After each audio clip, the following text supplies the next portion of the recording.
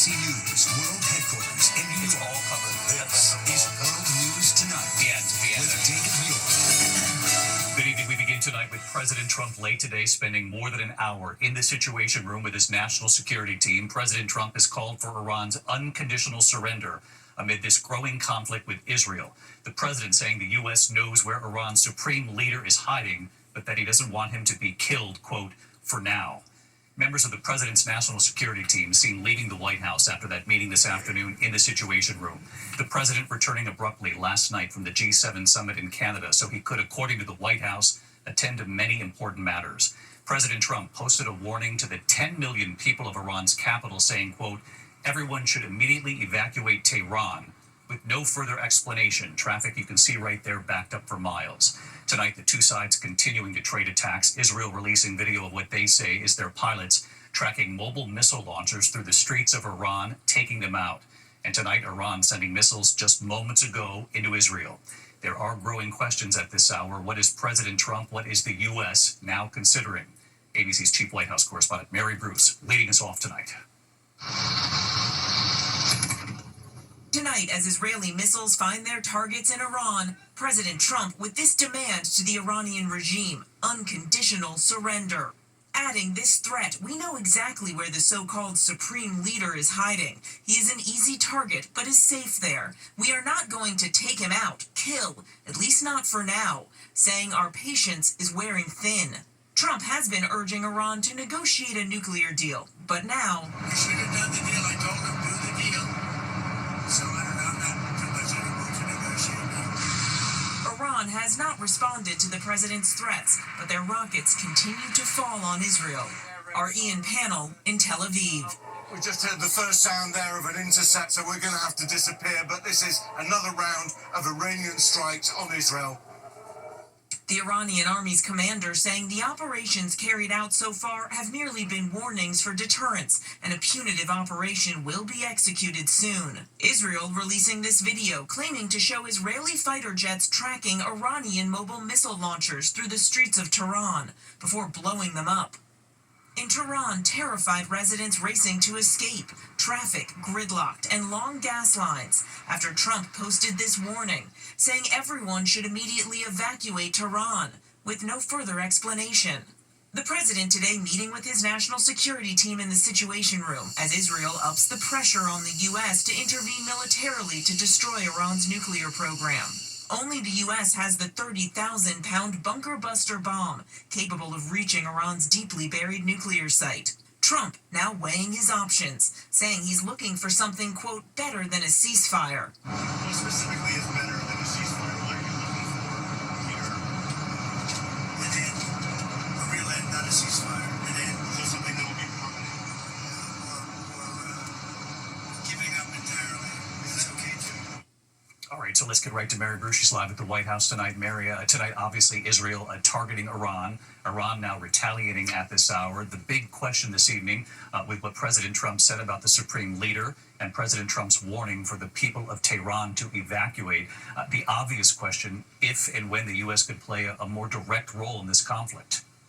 And David, as we are seeing these images of Israeli strikes in Iran, I've just learned that President Trump spoke with Israeli Prime Minister Netanyahu earlier today as the U.S. military is already moving warplanes and assets to the region, if needed, to defend American personnel. And that big question now weighing on the president tonight, whether to push for negotiations or join Israel's campaign and bomb Iran. David. Mary Bruce will be following this into the evening here. Mary, thank you. Now to that breaking news involving Homeland Security Secretary Kristi Noem rushed to the hospital by ambulance in Washington, D.C. today. Let's bring in our Chief Justice Correspondent, Pierre Thomas. Pierre, what have you learned? David, Secretary Noem was transported by ambulance to the hospital earlier today. I just got this statement from her spokesperson, Tricia McLaughlin, and it reads, Secretary Noem had an allergic reaction today. She was transported to the hospital out of an abundance of caution. She's alert and recovering. By all accounts, the secretary appears to be stable, but we're trying to get more information about what the allergic reaction was to and the severity. Good news, she appears to be okay and is talking to her staff, David. Pierre Thomas live in Washington. Pierre, thank you. Now to the dramatic scene in New York City. A candidate for mayor detained by ICE agents inside immigration court. Agents handcuffing him and taking him away. Here's Aaron Katersky. Tonight,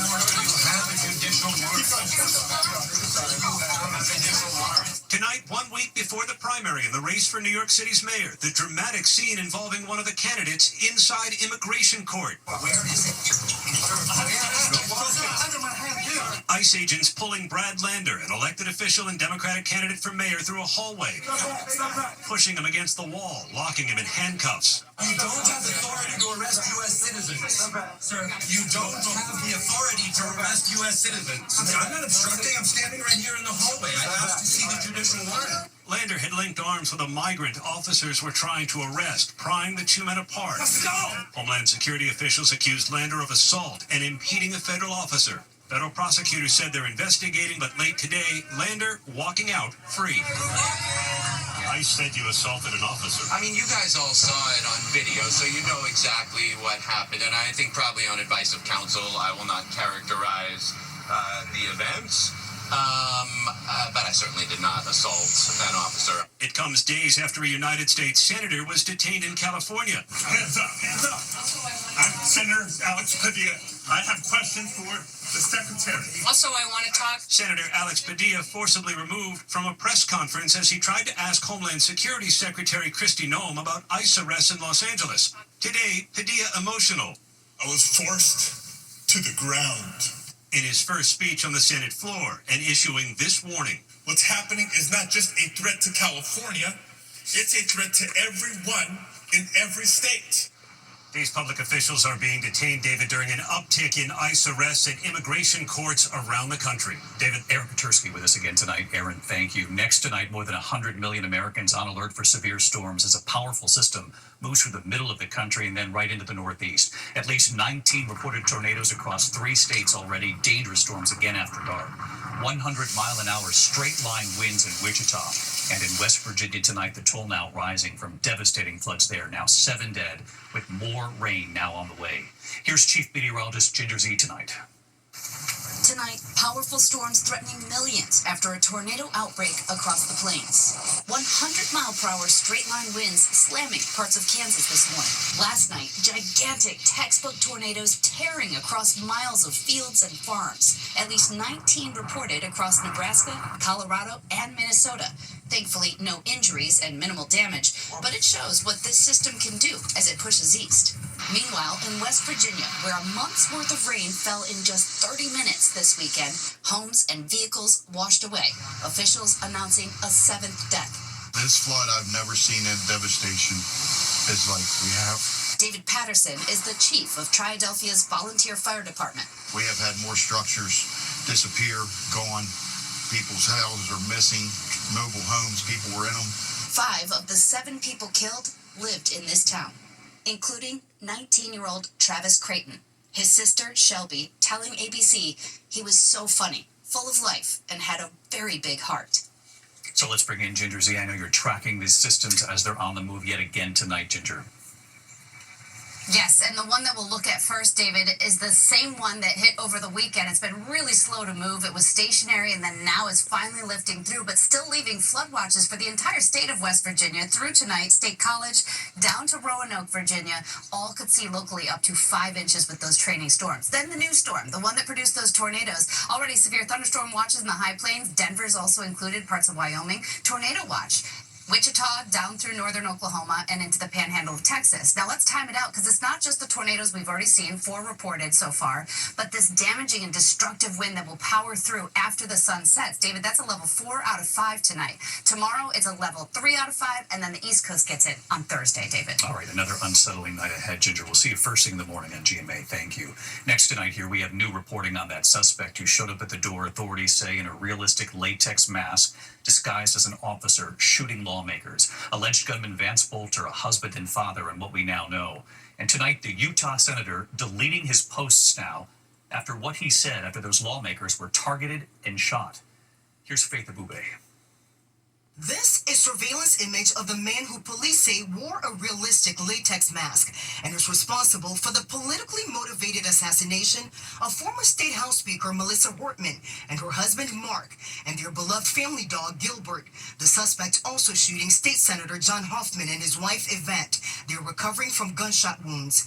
Authorities say 57-year-old Vance Bolter had a hit list of at least 45 state and federal elected officials, most or all Democrats, and allegedly stalked and surveilled those on the list like prey. Tonight, members of Congress receiving a security briefing, pushing for improved protection and for the divisive political rhetoric on all sides to be toned down. Democrats and Republicans saying it's too much. A bipartisan group of lawmakers calling out Utah Senator Mike Lee over his social media post from Sunday, appearing to mock the assassination, posting an image of the suspect in that latex mask before police say he killed Melissa Wortman and her husband. Senator Mike Lee writing, "This is what happens when Marxists don't get their way," and saying nightmare on Wall Street, a reference to the state's governor, Tim Walz. Do you stand by the post that you made on X? Senator Lee has since deleted the post. Senator Tina Smith of Minnesota confronting Lee about the images he posted of the suspect. I wanted him to know about the consequence of his words, and I went to him and I said, you know, your message on social media showed the image of the man who killed my friend, potentially minutes before that happened. And tonight, the community not only remembering the Wortmans, but also what they did for service dogs. Their dog Gilbert, a 4-year-old golden retriever, was shot by the suspect. The family, longtime volunteers of the nonprofit Helping Paws, helping train service dogs for years, adopting Gilbert from the program during the pandemic. Their bond was deeper than most pet owners.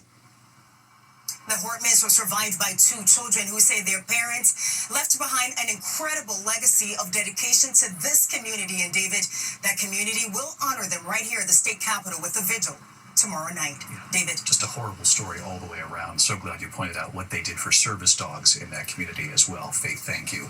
Next tonight here in Boston, the questions from the jury during... Tonight, police in Los Angeles are searching for a hit-and-run driver accused of plowing through a crowd during a No King's Day protest there. About 50 people protesting across an intersection on Sunday. Witnesses say that driver there plowed through. A woman was struck. They say she was on the hood and then fell to the street. Paramedics treating her right there at the scene, rushing her to the hospital. She is expected to recover. To the food you eat tonight, and a major move by one of the largest food companies in the country. Kraft Heinz, behind the iconic brands Jell-O, Kool-Aid, and Crystal Light, among others, says it will eliminate all artificial food dyes over the next 2 years. It comes after HHS Secretary Robert F. Kennedy Jr. revealed a plan to phase out 8 food dyes from the nation's food supply.